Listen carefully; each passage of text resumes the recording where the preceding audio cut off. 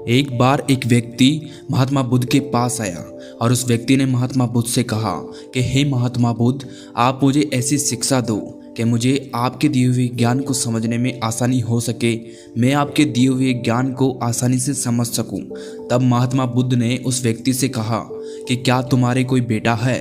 तब उस व्यक्ति ने कहा, हाँ मेरे एक बेटा है। फिर से महात्मा बुद्ध ने उसे पूछा, क्या तुम्हारे भाई के भी कोई बेटा है? तब उस व्यक्ति ने फिर से कहा, हाँ मेरे भाई के भी एक बेटा है। फिर से महात्मा बुद्ध ने पूछा कि क्या तुम्हारे पड़ोसी के भी कोई बेटा है?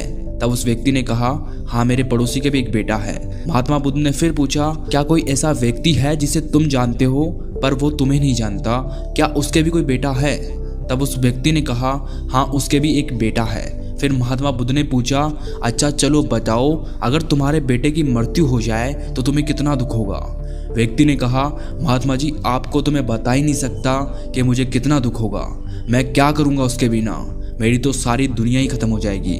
उसके बिना तो मैं खुद मर जाऊंगा। मैं अपने बेटे के बिना तो अपना जीवन सोच ही नहीं सकता। बुद्ध ने फिर पूछा, अगर तुम्हारे भाई के बेटे की मृत्यु हो जाए तो तुम्हें कितना दुख होगा?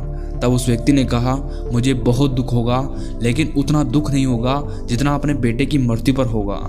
फिर महात्मा बुद्ध ने उस व्यक्ति से पूछा, अगर तुम्हारे पड़ोसी के बेटे की मृत्यु हो जाए तब तुम्हें कितना दुख होगा? व्यक्ति ने कहा कि मुझे तब भी दुख होगा, लेकिन उतना दुख नहीं होगा जितना अपने भाई के बेटे की मृत्यु पर होगा। भगवान बुद्ध ने फिर उस व्यक्ति से पूछा, अगर किसी अनजान व्यक्ति के बेटे की मृत्यु हो जाए जिसे तुम जानते तक नहीं, तब तुम्हें कितना दुख होगा? तब उस व्यक्ति ने कहा कि तब शायद मुझे बिल्कुल भी दुख नहीं होगा, क्योंकि मैं तो उस व्यक्ति को जानता भी नहीं। तब महात्मा बुद्ध ने उस व्यक्ति से पूछा, अच्छा अब ये बताओ कि हमारा दुख किस बात पर निर्भर करता है?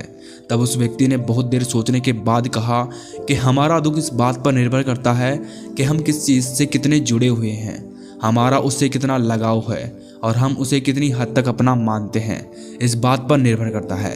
महात्मा बुद्ध ने कहा, बहुत अच्छा। महात्मा बुद्ध ने फिर उस व्यक्ति से पूछा कि तुम अपने बेटे को समुद्र के पास लेकर जाओगे तो क्या वो रेत में नहीं खेलेगा? तब उस व्यक्ति ने कहा, हाँ महात्मा जी वो रेत में जरूर खेलेगा। महात्मा बुद्ध ने फिर उस व्यक्ति से पूछा, अगर समुद्र की लहरों ने तुम्हारे बेटे के बनाए हुए रेत के घर को तोड़ दिया तो क्या वो रोएगा? तब उस व्यक्ति ने कहा कि हाँ महात्मा जी वो रोएगा। फिर महात्मा बुद्ध ने पूछा, तुम भी उसके साथ रोओगे? तब उस व्यक्ति ने कहा, नहीं मैं नहीं रोऊंगा। फिर महात्मा बुद्ध ने पूछा, क्यों? तब उस व्यक्ति ने कहा कि वो तो बच्चा है, उसे लगता है कि ये रेत का घर बहुत सुंदर है और ये हमेशा बना रहे। उसका उस घर के साथ जुड़ाव हो जाता है, लगाव हो जाता है, उसकी भावनाएं उस रेत के घर में जुड़ जाती है। जबकि मैं जानता हूँ कि वो एक रेत का घर है और हमेशा बना हुआ नहीं रहेगा। कुछ समय के बाद उसे लहरों से टूटना ही होगा और जब वो लहरों से टूटेगा तो मुझे दुख नहीं होगा। महात्मा बुद्ध मुस्कुराए और बोले कि अब तुम्हें समझ आ गया। अगर तुम इस संसार की सच्चाई को जानने की कोशिश नहीं करते हो तो तुम भी ऐसे ही चलते जाओगे। तब तुम्हें भी रेत के घर के टूटने का दुख होगा और तब तुम में और उस रोने वाले बच्चे में कोई फर्क नहीं रहेगा। इससे भगवान बुद्ध हमें ये बताना चाहते हैं कि दोस्तों हमें लगाव कम से कम रखना चाहिए, यानी किसी को भी खुद से ज़्यादा मत जोड़ो, क्योंकि इस दुनिया में कोई भी ऐसी चीज़ हमेशा के लिए नहीं होती, क्योंकि इस दुनिया की हर एक चीज़, हर एक इंसान नश्वर है। हम इन चीज़ों से जब जुड़ जाते हैं और तब वो बाद में हमें छोड़कर चली जाती हैं, तब हमें बेहद दुख होता है। यही वो रहस्य है जो भगवान बुद्ध जान गए थे। शांति पाने का एक ही रहस्य है, लगाव का ना होना, क्योंकि इस दुनिया में सब कुछ भ्रम है। आप इस भ्रम को खुद के लिए क्यों चुनते हो, ये आप पर निर्भर करता है। जितना ज़्यादा आप ज्ञान अर्जित करोगे उतना ही आप अपनी बुद्धि और विवेक से समझ पाओगे और अपनी ज़िंदगी को जैसा आप देखोगे वैसे ये बन जाएगी। ये कहानी है दो बौद्ध भिक्षुओं की, जिसमें से एक बूढ़ा था और एक जवान था। दोनों शाम को गांव में भिक्षा मांगकर लौट रहे थे। आश्रम से कुछ दूर पर पहाड़ से एक नदी बहती थी। वहीं उस नदी के पास एक जवान स्त्री खड़ी थी और उस स्त्री को नदी पार करनी थी, लेकिन वो स्त्री उस नदी को पार करने से डर रही थी, क्योंकि वो स्त्री नदी की गहराई से अनजान थी। तभी वहाँ से दो भिक्षु गुजर रहे थे। बूढ़ा भिक्षु आगे चल रहा था, तभी उसकी नज़र उस स्त्री पर पड़ी। वो स्त्री को देखकर समझ गया कि स्त्री को मदद चाहिए। फिर उसने सोचा कि वो स्त्री को नदी पार करा दे। जैसे ही उस बूढ़े भिक्षु ने स्त्री के हाथ को छुआ तो उसके अंदर वर्षा की बसी वासना जाग गई। स्त्री को छूते ही उसका कण कण कांपने लगा।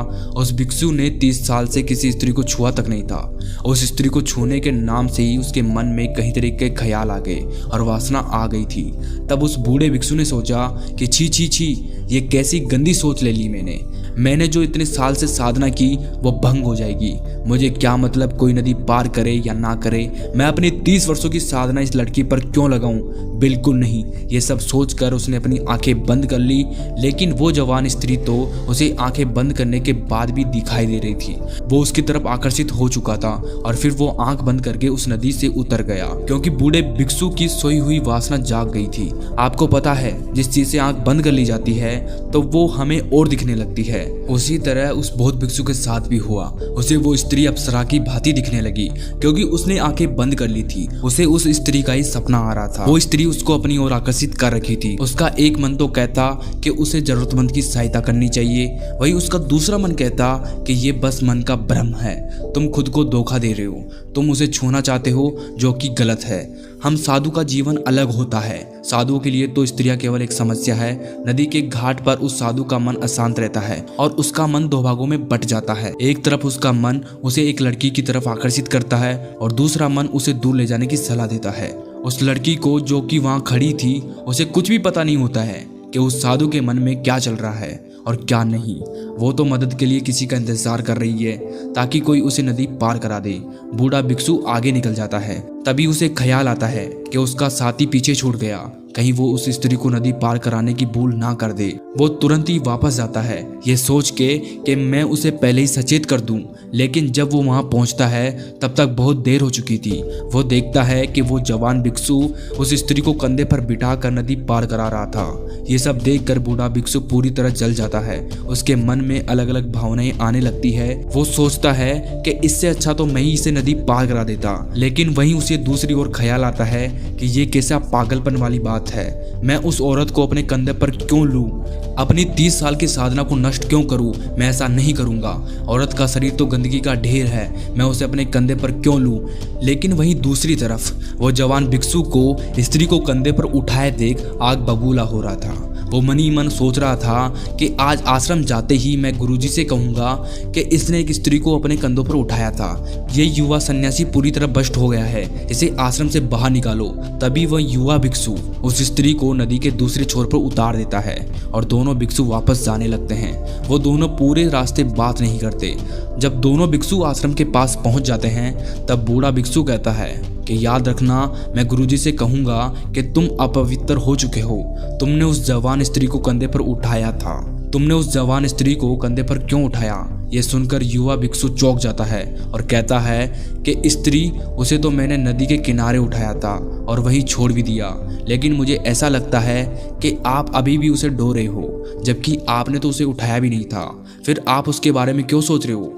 आपके दिमाग में वही है। मैं बहुत देर से देख रहा हूँ कि आप किसी ध्यान में खोए हुए थे, लेकिन आप तो उस औरत को नदी पार करा रहे थे अपने मन ही मन में। अतः दोस्तों, इसी तरह हम हमारे जीवन में हम उन्हीं पुरानी बातों और चीज़ों को लेकर ढोते रहते हैं जो गलतियां हम करते हैं, जिनको लेकर हमारे अंदर लड़ाई चल रही होती है और हमें मालूम भी नहीं होता कि हम पुरानी मानसिक सोच को लेकर चल रहे हैं। हम ये देख नहीं पाते कि हमारे साथ क्या चल रहा है। अगर आपको आगे बढ़ना है और ऊपर उठना है तो अपने आप को जितना हल्का कर सकते हो कर लेना। हम अपने आप को दबा रहे हैं और यही दबा हुआ घाव पीड़ा देता है।